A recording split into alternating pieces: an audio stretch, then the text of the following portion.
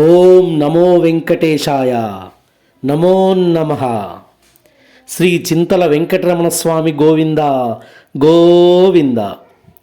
Hi friends, మీరు ఇప్పుడు చూస్తున్నది ఆంధ్రప్రదేశ్ రాష్ట్రంలోని అనంతపురం జిల్లా తాడిపత్రిలోని చింతల వెంకటరమణ స్వామి దేవాలయం. ఇది అనంతపురం నుంచి తాడిపత్రికి సుమారు 56 కిలోమీటర్లు. అనంతపురం నుండి తాడిపత్రికి బస్సులు తరచుగా ఉంటాయి. కడప నుండి తాడిపత్రికి 110 కిలోమీటర్లు. తిరుపతి నుండి తాడిపత్రికి సుమారు 257 కిలోమీటర్లు. తిరుపతి నుండి కూడా తాడిపత్రికి బస్సులున్నాయి. తిరుపతి నుండి తాడిపత్రికి రైలు సౌకర్యం కూడా ఉంది. ప్రయాణ సమయం సుమారు 3 గంటల 45 నిమిషాలు.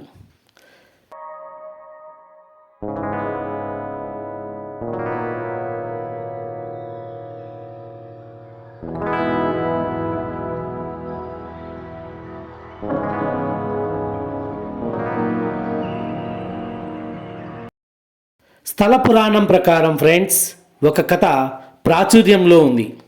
అదేమిటంటే, ఒకసారి ఈ ఆలయం ఉన్న స్థలంలో ఒక పెద్ద చింత చెట్టు ఉండేది. దాని నుండి పెద్ద పెద్ద శబ్దాలు అక్కడికి దగ్గరలో ఉన్నవారికి వినిపించాయి. వారు అక్కడికి వెళ్ళి చూడగా ఆ చెట్టు త్వరలో ఒక విష్ణువు విగ్రహం కనిపించింది. అదే సమయంలో పెమ్మసాని పాలకుడైన తిమ్మనాయుడు గండికోటలో తన సైన్యంతో సహా విశ్రాంతి తీసుకుంటుండగా ఆయనకు కల్లో శ్రీ వెంకటేశ్వర స్వామి కనబడి చింత చెట్టు త్వరలో ఉన్న తన విగ్రహాన్ని బయటకు తీసి ఆలయాన్ని నిర్మించాల్సిందిగా ఆజ్ఞాపించాడని పెద్దలు చెబుతుంటారు.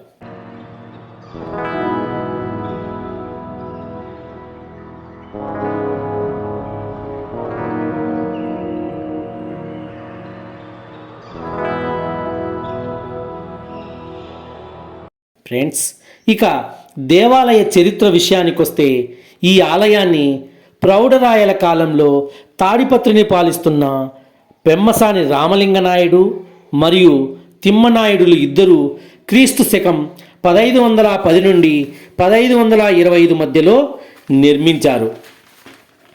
విజయనగర నిర్మాణ శైలిలో ఉన్న ఈ ఆలయాన్ని నిర్మించడానికి ప్రత్యేకంగా వారణాసి నుండి శిల్పులను రప్పించి ఎంతో అద్భుతంగా దేవతామూర్తులను ఆలయ గోడలపైన, ధ్వజస్తంభాలపైన, రాతి రథంపైన చెక్కించినారు ఫ్రెండ్స్.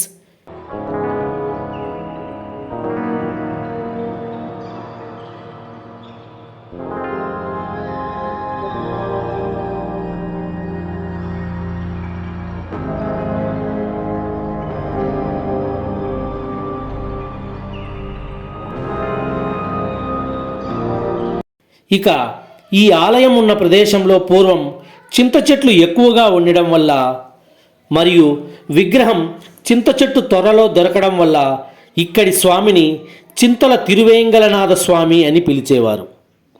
అది క్రమంగా చింతల వెంకటేశ్వర స్వామి లేదా చింతల వెంకటరమణ స్వామి అని పిలుస్తున్నారు.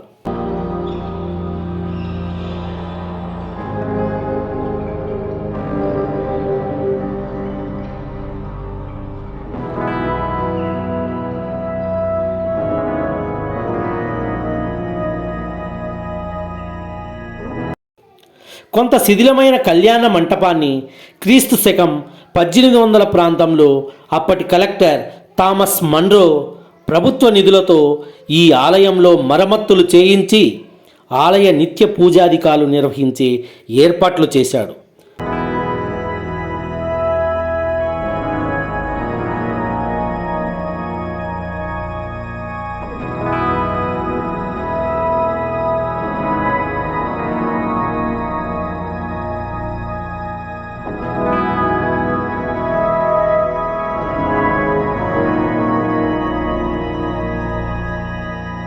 ఫ్రెండ్స్, ఇక ఆలయ వివరాల విషయానికి వస్తే, గర్భగుడిలోని మూలమూర్తి విగ్రహం సుమారు 10 అడుగుల ఎత్తులో ఎంతో అద్భుతంగా సాక్షాత్తు ఆ తిరుమలేశుడే ఇక్కడ కొలువై ఉన్నాడా అనిపిస్తుంది.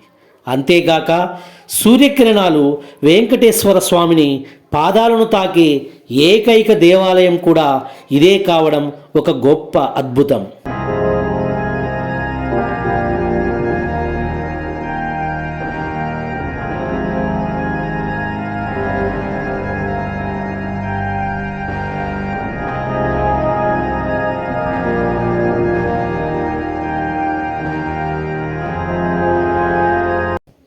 ప్రతి ఏటా ముక్కోటి ఏకాదశి నుండి ప్రారంభించి వరుసగా 3 రోజుల పాటు సూర్యకిరణాలు స్వామివారి పాదాలను తాకుతాయి.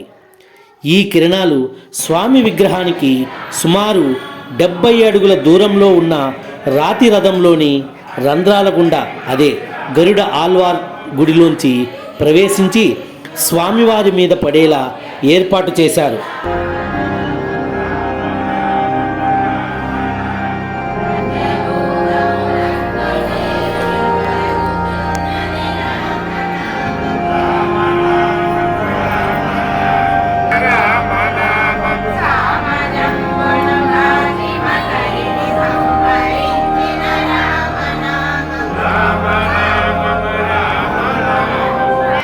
ఫ్రెండ్స్, ఇక దేవాలయ మంటపం రాతి రథం నుంచి ప్రారంభమై 40 స్తంభాలపై నిర్మితమై ఉంది. ఆలయ గోడలపైన, స్తంభాలపైన రామాయణం మరియు మహాభారతంలోని ముఖ్య ఘట్టాలను శిల్పాలుగా ఎంతో అద్భుతంగా చెక్కినారు.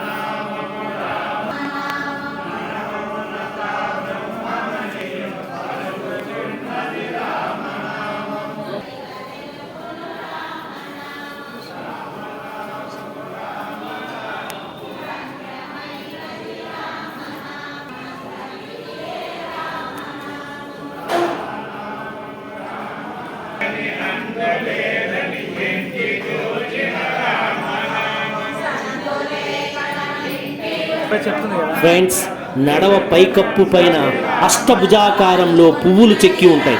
చాలా అద్భుతం. ఫ్రెండ్స్, ఈ ఆలయ ప్రాంగణంలో సీతారామస్వామి ఆలయం, పద్మావతీదేవి ఆలయం, ఆంజనేయ స్వామి ఆలయం, లక్ష్మీకేశవ ఆలయం మరియు శ్రీ రామానుజాచార్యుల దేవాలయాలు కూడా కలవు. ఫ్రెండ్స్, మన పూర్వీకులు మనకు అందించిన గొప్ప శిల్ప సంపదతో కూడిన చారిత్రక పుణ్యక్షేత్రమైన ఈ ఆలయాన్ని ప్రతి ఒక్కరూ సందర్శించి ఆ వెంకటేశుని ఆశీస్సులు పొందాలని మనస్ఫూర్తిగా కోరుకుంటాను.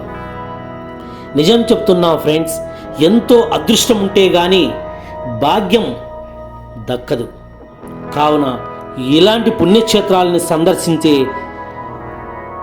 మనం మన హిందూ దేవాలయాలన్నిటినీ కాపాడుకోవాల్సిన బాధ్యత మనందరిపైన ఉంది. ఫ్రెండ్స్, సర్వే జనా సుఖినో భవంతు. సదా మీ సేవలో మీ శివశంకర్.